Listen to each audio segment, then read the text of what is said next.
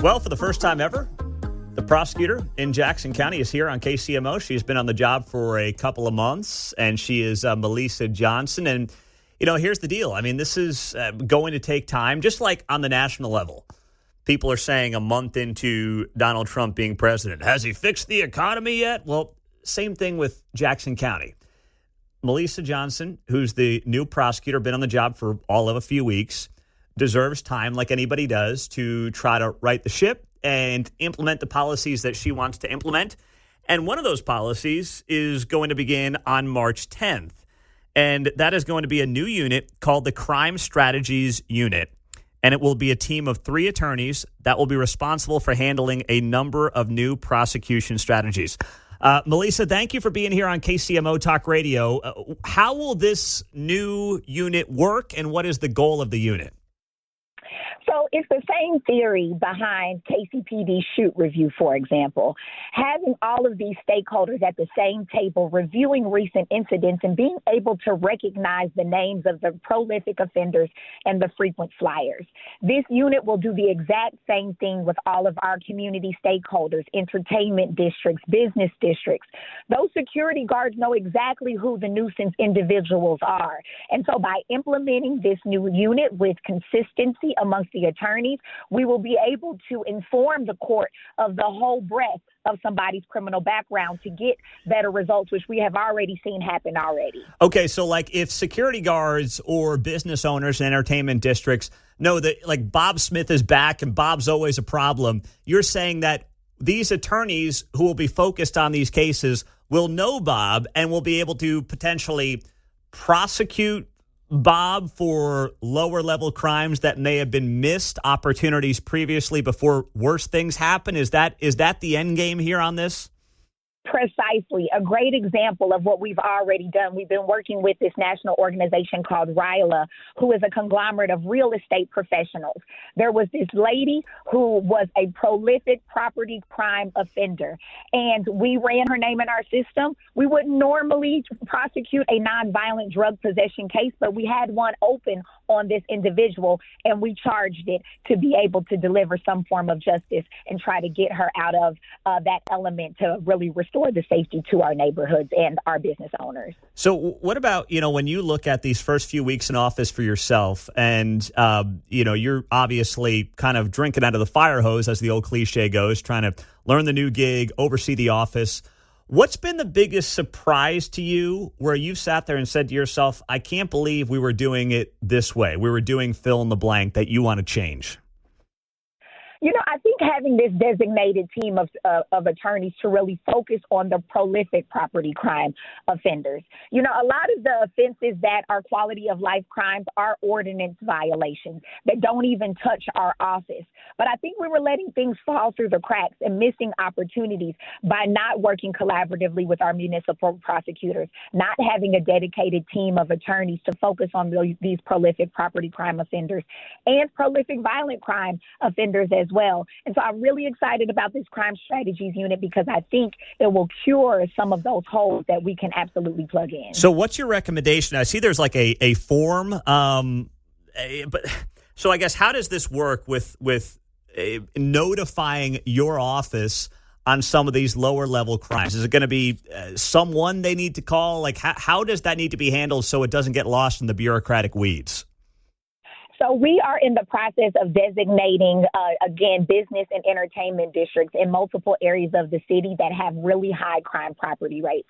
We have to be data informed. We do have a healthy swath of attorneys. We could always use more. So we really need to prioritize our resources where we are going to see the biggest bang for our buck. We are setting up monthly meetings with all of these districts that we are working with so that we can have these conversations around the table with KCPD, with law enforcement, with our municipal prosecutors as well, so we can volley cases back and forth that we feel like should be elevated to the felony level or the misdemeanor level that we can handle in the Jackson County Prosecutor's Office. I think what you are referring to is what we have been distributing, which is also called a trespass notice. We know our law enforcement officers are strapped for resources, and so a nonviolent trespassing, you might be waiting 3 to 4 hours to get police response.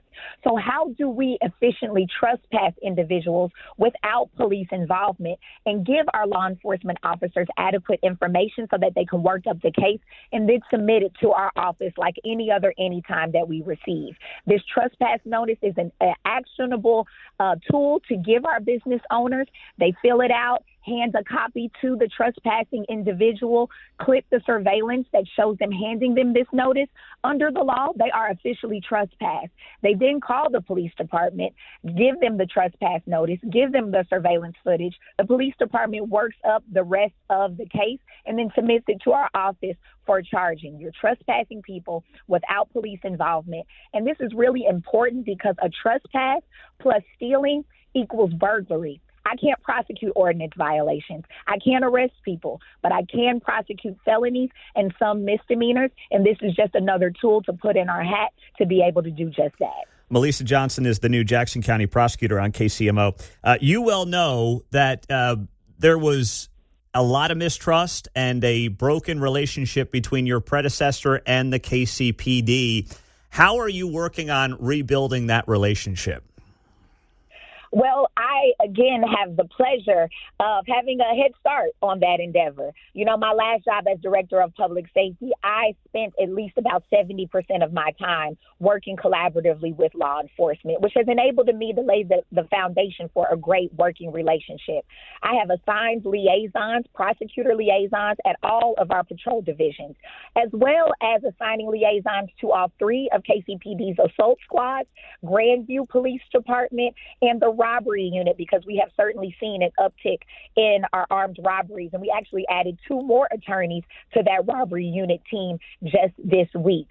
So really make the collaboration systemic, making sure that we are working with law enforcement on the front end to make sure that we are submitting sound cases so that we can charge them on the back end. I've also been presenting at every single monthly Board of Police Commissioners meeting since I started, and I will continue to do so. It's important that we have collaborative, proactive conversations in the public purview and not just speak to each other when things have gone awry. And so that is what I've been doing. I've been visiting with the Police Foundation. I've been visiting with the KC Crime Commission to really lay the groundwork for a positive working relationship. And I'm certainly feeling the fruits of that labor already. What about when it comes to, and we've talked about this with the mayor, and that is the, sadly, continuing increase in minors being involved in serious crimes. Do you think it's time to, in some of these cases, start prosecuting some of these minors, but older teenagers as adults in some of these cases? Is it time for that? I absolutely agree that it is time for that. However, that is not a decision that is within my jurisdiction. The family court and the juvenile officer have exclusive control over whether to even recommend a certification hearing to certify a juvenile as an adult. Now, there has been a recent incident, I think this hit the news, I hope you saw it, where we had a social media video of 2 young people desecrating a grave. Now, desecration of a grave is not a statute that we normally levy in Jackson County, but it was important to me to pick up the phone to not only call law enforcement and tell them that I think we should proceed, but to also let the juvenile officer know that, hey, these individuals, I would be willing to prosecute them as adults. I understand that it's your decision, but I want to be proactive in letting you know that that is something that I am willing to do. We are having those conversations, but that is not a decision that is directly within my jurisdiction. But I do agree it should happen more often. But you can call a juvenile officer and just say, hey, I'm willing to prosecute this thing and prosecute these individuals as adults in case X, Y, or Z. And while that may not mean that you get that, it at least helps the juvenile officer potentially pursue that. Precisely. And we have already been doing that thus far. And then what's the family court angle of that? Does that involve a judge's decision on that? Well, the juvenile officer has to first request a certification hearing. And then once that hearing is held, evidence is presented. The judge is the official determinator on whether or not that young person will be certified as an adult. But I am hopeful that my proactive messaging that I would be willing to prosecute them as an adult helps and weighs in on that decision. Got it. Well, thank you very much, Prosecutor Melesa Johnson on KCMO. We appreciate the insight, and we're glad that you're here, and we'd love to have you back. Always glad to be with you, Pete. I look forward to coming back soon. Yes, we'll talk to you soon. Thank you very much, Melesa.